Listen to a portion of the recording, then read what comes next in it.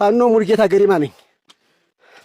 ይሄው ዛሬ ለአማራ ሕዝብ በሚደረገው የህልውና ትግል ላይ ተሳታፊ ሆኜ ዳገቱን እየወጣሁ ቁልቁለቱን እየወረድኩ ትግሉን እያሳለጥኩ እገኛለሁ። ይሄ ለአማራ ሕዝብ የሚደረግ የህልውና ትግል ነው።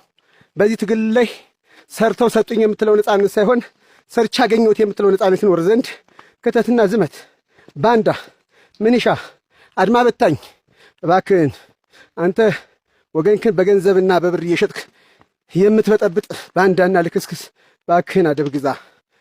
ድል ለአማራ ፋኖ፣ ውድቀት ለሰው በላው የአብይ ስርዓት።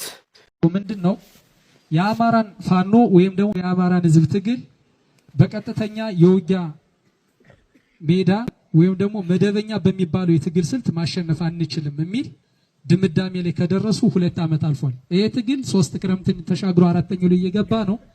በዚያ ድምዳሜያቸው ምን ማድረግ አለብን የሚል ስትራቴጂ ቀርጾ ነበረ። የአማራን ህዝብ በከበባ ውስጥ ማስገባት፣ በከበባ ውስጥ ለማስገባት የትግራይ ህዝብ በአማራ ፋኖና በአማራ ህዝብ ትግል ላይ እንዲነሳ ማድረግ፣ የኤርትራ ህዝብ በአማራ ፋኖ የአማራን ትግል እንዲከብለት ማድረግ፣ የሱዳን ህዝብ እንዲከብለት ማድረግ፣ ሌሎች ኢትዮጵያን ወንድሞቻችን ኦሮሚያን ጨምሮ ሲዳማ፣ ሶማሌ የምንለው እንዲከቡለት ማድረግ፣ አፋርም ሳይቀር የአማራ ህዝብና የአማራ ፋኖ ትግል ላይ እንዲነሱለት ማድረግ የአብይ እቅድ ነበር። ይሄ ትልቅ እቅድ የከሸፈው ወይም ደግሞ ሳይሳካ የቀረው በአርበኛ ዘመነ ካሴ የአመራር ጥበብ ነው። በዚህ አጋጣሚ ይሄ ቀጠና ያወጣው ሜጫ ያበቀለው ለመሪያችን ለአርበኛ ዘመነ ካሴ ሞራል እንድሰጡልኝ ይፈልጋለሁ። ይሄ የሆነበት አግባብ በምን አግባብ ነው ብንል ታየ ይላሉ። ኤርትራ ታየ ሲሉ ሱዳን ታየ ይላሉ።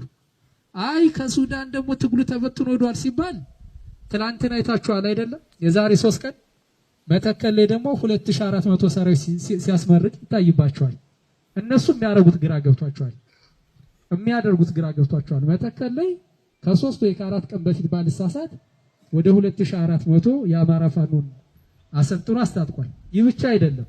ሁላችሁ የምታውቁት እናንተ ይሄን ትግል ለመጀመር ምክንያት የሆነና በወለጋና በመተከል ምን ያክል ህፃናት በቀስት ይመቱ እንደነበረ፣ ምን ያክል እናቶች ይታረዱ እንደነበረ፣ ምን ያክል አባትና ወንድሞቻችን ከቀያቸው ይፈናቀሉ እንደነበረ ሁላችሁ የምታውቁት ሀቅ ነው።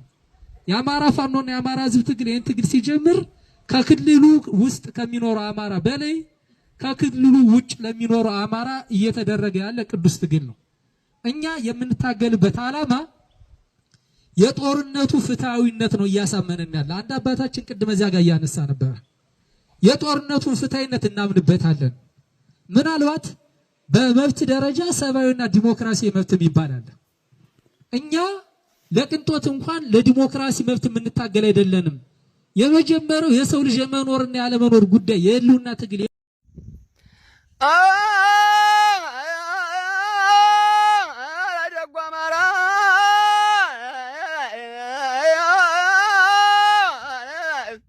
ነፍጠኛው አማራ አሞታለሁ እንጂ ማተቤን አስሬ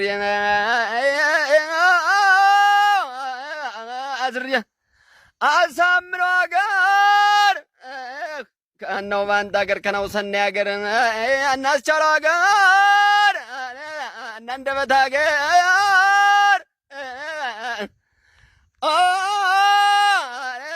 አሞታለሁ እንጂ ማተቤን አስሬ ዋሽቶ ማደር አልጃል ከአሳምነው አገር ከነው ሰናይ አገር ነው ባንታ አገር እናንደበት አገር እናስቻለው አገር ጎንደር ተፈጥሬ